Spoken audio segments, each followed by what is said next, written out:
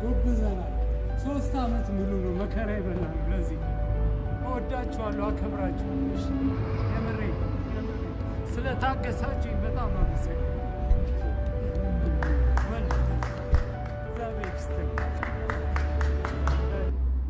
ሄኖክ ወንድሙ ጥበብን አከበርካት፣ ጥበብ ታክብርህ። ከሰውነት ወደ ዞምቢነት የፊትህን ጸዳል ግርማ ሞገስ አጣህላት።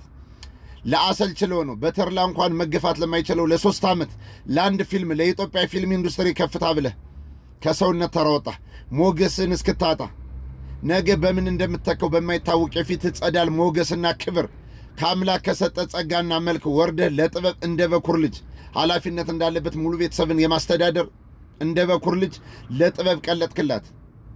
ዛሬ ጊዜ በሽሻ ቡሬ እንደምትቀርብ ዱለት 3-4 ነው ጫት ቤትና ሽሽ ቤት አንድ ፊልም አንድ ርዕስ መጣልን እያሉ የጓደኛቸውን የፍቅረኛቸውን ታሪክ ሲጦዙ እየሰሩ ህዝቡን ንቀው ፊልሙን አጣጥለውና አውድቀው እዚህ ደርሰው ነበር። እኔ ሁሌም እናገራለሁ፣ ጥበብ ሳይሆን ሰውን ከፍ የምታደርገው ሰው ጥበብን ከፍ አድርጎ አጉልቶ ያሳያታል።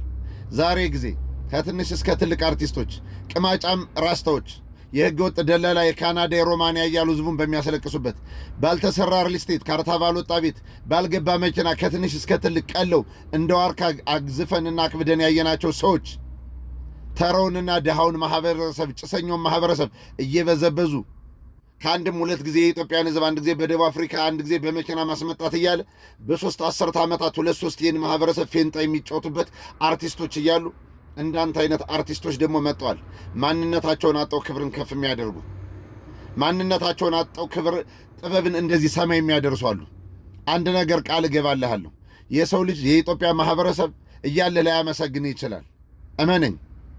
ልክ እንደነ ማዲንጎ አፈወርቅ ቅርጫ እያረድ እንደሚያበላቸው ነዲያኖች ለዘይት ለሩዝ እያለ ካሜራ ሳይደቀን የሰጣቸው እናት አባቶች በቀብሩ ጊዜ ገብተው እንደተንጫጩለት እንዳለቀሱ ማን ያግድፈን ማንጾም ያስይዘን ብለው እንዳለቀሱለት ደረት እንደደቁለት ጸጉር እንደነጩለት ፊታቸው እንደቧጠጡለት የኢትዮጵያ ማህበረሰብ ማቅለልም ማድነቅም ይችልበታል።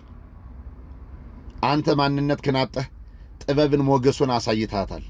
አንዳንዶች ባልተሰጣቸው ጥበብ ከፍ እንዳረገቻቸው ለመታየት ሲሞክሩ በደብዛዛ ማንነታቸው በወረደ ማንነታቸው ሄደ ከመጣው ጋር እየተለጠፉ ሲወዛወዙ አንተ በራስ ከለር ለጥበብ ውበትና ከለሩ ነሃታል።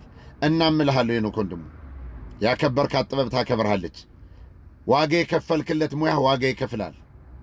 ስም ከመቃብር በላይ ከዋለ ሁላችንም ወታደር፣ መምህር፣ ዶክተርም፣ መሐንዲስም፣ አርክቴክትም የቀን ሰራተኛም ቢሆን በተሰማራበት ሥራ ልክ እንዳንተ ለሙያው ካገለገለ የሚጠለውን ሥራ እንዳንተ እንዲወደድ አድርጎ ማሳየት ይቻላል። የሰው ልጆች ለጥበብ መልክ ይሆኗታል እንጂ ጥበብ የሰዎችን ልጅ ገልጻ አታውቅም። ወንድማችሁ ገብረየስ ነኝ። ይህ አካውንት በክፎች አይን ስለገባ ኮፒ፣ ሊንክ፣ ሸር፣ ሪፖስት እያደረጋችሁ ሄኖክ ወንድሙን እናመሰግንሃለን ስለ ጥበብ ስለ ከፈልከው ዋጋ በሉልኝ። ሜንሽን አድርጉለት። ገብረ ኢየሱስ ስር የሚል አዲስ አካውንት ከፍቻለሁ። ድንገት በዚህ ከተጠፋፋን በታች እንድንገናኝ ከታች ሜንሽን አደርገዋለሁ። እመለሳለሁ፣ እመላለሳለሁ።